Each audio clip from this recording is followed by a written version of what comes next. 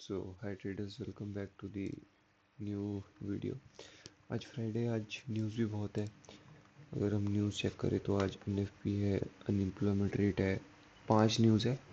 7 PM और 8:30 PM, मतलब 7 PM को 2 न्यूज़, 8 PM को यूएस सेशन, 8:30 को और न्यूज़। तो मैनिपुलेशन होगा दबा के 7 वाली न्यूज़ में, एंड मे बी 8 या 8:30 के बाद मूव है। सो गोल्ड का मेरा कल का यहाँ पे सेल का मेरा ट्रेड भी मतलब एसएल गया। फिर यहाँ बाय वाला मेरा कॉस्ट टू कॉस्ट कट हो गया। मेरा ये मैंने बताया था, ये बीएसएल टारगेट था। तो उसके बाद मार्केट देखो रिवर्स कर रहा है। आई बिलीव कि गोल्ड को गिरना चाहिए आज, उसको रुकना नहीं चाहिए। आई बिलीव अगर हम एनएफपी को देखें तो अगर हम देखें गोल्ड को, गोल्ड का मेरा सेल नहीं बायस यहाँ पे। आई डोंट थिंक कल लॉन्ग यहाँ पे वो सपोर्ट ले रहा है इस फेयर वैल्यू गैप पे। बट अगर इसका इन्वर्जन करता है, मेरे को शॉर्ट करना है, क्योंकि मार्केट को थोड़ा मूव तो करना पड़ेगा। आई बिलीव एटलीस्ट यहाँ तक गिरा के ऐसे है, यहाँ तक आए, यहाँ से फिर बाइंग में जाए या पूरा ही गिर जाए। यहाँ पे ये जो डेली का है ना, आई गेस ये डेली या फिर हाँ, ये डेली फेयर वैल्यू गैप है नीचे। बाकी देखते हैं गोल्ड का यहाँ पे इन्वर्जन पे क्या एक हल्का सा रिस्क बन सकता है। बट ये साइडवेज है, इतना ट्रेंड लाइन भी आ रही है, तो हो सकता है ट्रैप ही करे। तो आई अवॉइड, या बहुत ही केयरफुली मैं बहुत कम लॉट से ट्रेड करूँगा। बीटीसी का ये सेल है मेरा, यहाँ पे सेल जोन, यहाँ पे मैं श्योर शॉर्ट सेल करने वाला हूँ। अभी मार्केट देखो नीचे तो जा रहे हैं। यहाँ पे एक 5-15 मिनट का फेयर वैल्यू गया पेंडिंग है, 1 आवर का पेंडिंग है।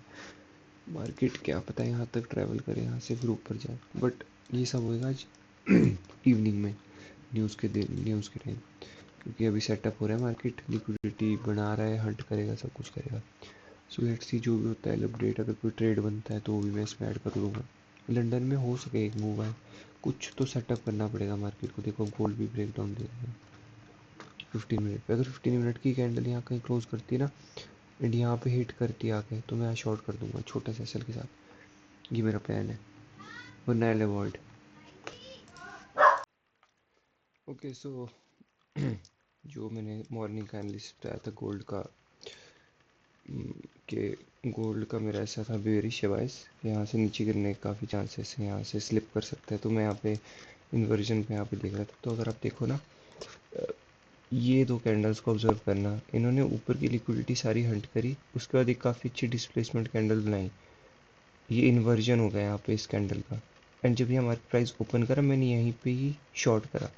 अगर आप मेरी एंट्री देखो तो 446368 पे एग्जैक्ट डॉट, यहाँ पे 6368, मतलब अगर स्प्रेड निकाल दोगे तो एग्जैक्ट मेरी इस हाई पे एंट्री हुई है। एंड मेरा टारगेट था कि नीचे कोई भी लो उसको टारगेट कर सकता है। बट देखो इतनी सेलिंग कैंडल से एकदम एनगल्फ होगी पूरी बाइंग।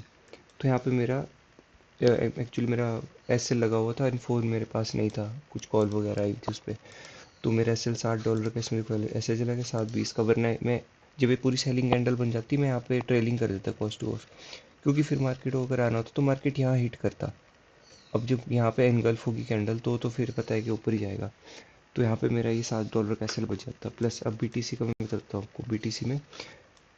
बीटीसी का मेरा यहाँ से सेलिंग का था ही, बट मेरा बाइंग का था कि ये रेंज बहुत ही बड़ी है, मतलब 2000 पॉइंट्स की रेंज है। तो पॉसिबली यहाँ पे भी तो एक बन सकता है ना सिनेरियो, अगर प्राइस यहाँ ट्रेवल कर रहा है तो वहीं से।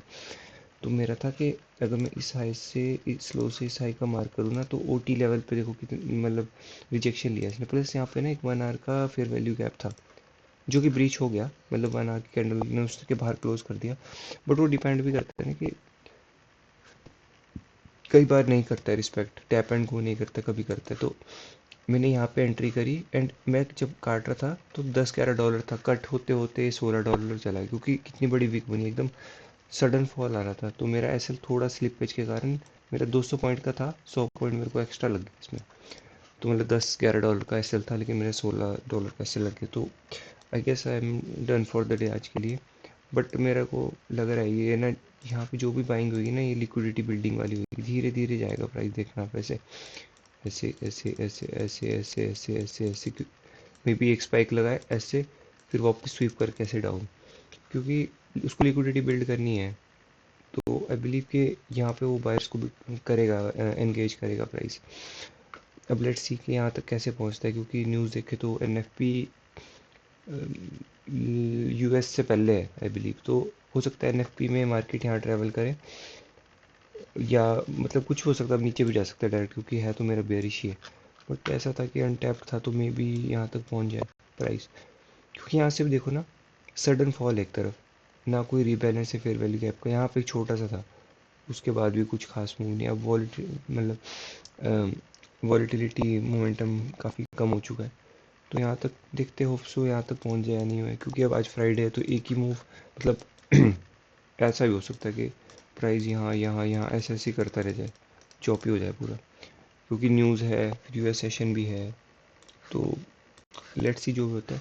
गोल्ड तो देखो आप एक कैसे क्या ट्रेंड लाइन फॉलो कर रहा है, तो मैं यहाँ रेंज में फंस गया है शॉर्ट करके। बाकी यहाँ पे लिक्विडिटी बिल्ड हो रही है। मेरे को ये है कि गोल्ड इसको लेके गिरना चाहिए यहाँ से नीचे, एंड फिर बाइंग होएगी बहुत नीचे से।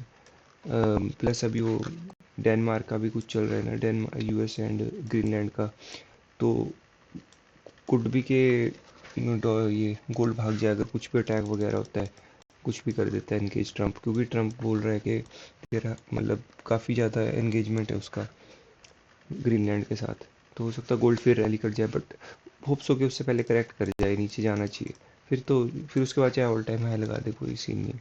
बाकी लेट्स सी, मेरा आई गेस मैं डन फॉर द डे हूँ, बट अगर मेरे को कोई हाई प्रोबेबिलिटी सेटअप, जो कि चांस नहीं है क्योंकि न्यूज़ ही इतनी है, ऐसे ऐसे करके मेरा ऐसे ही उड़ेगा।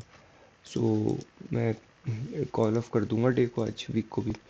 वीक काफ़ी अच्छा गया है, ऑलमोस्ट 170 -170 से मैं गया हूँ +$40 पे, तो दैट इज़ लाइक $210 का प्रॉफिट लेके आया हूँ मैं अकाउंट पे।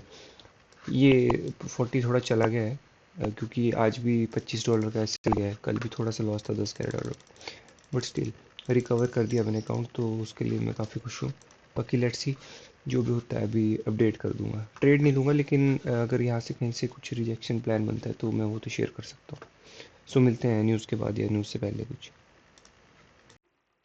ओके सो गोल्ड का देख लेते हैं, 20 मिनट्स है न्यूज़ के लिए।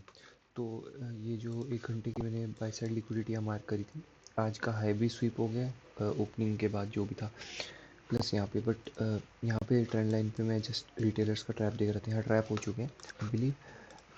ये एक काफ़ी ज़्यादा पिवटल पॉइंट होएगा ये वाला, क्योंकि यहाँ पे सेल ऑर्डर जो होंगे, जो भी अगर गोल्ड को नेगेटिव होना, यहाँ सबसे ज़्यादा सेल ऑर्डर्स होंगे, रिटेलर्स के तो होंगे, बट बिग मनी के यहाँ पे काफ़ी ऐसा मतलब ऑर्डर्स होंगे जो एग्जीक्यूट करना चाहेंगे।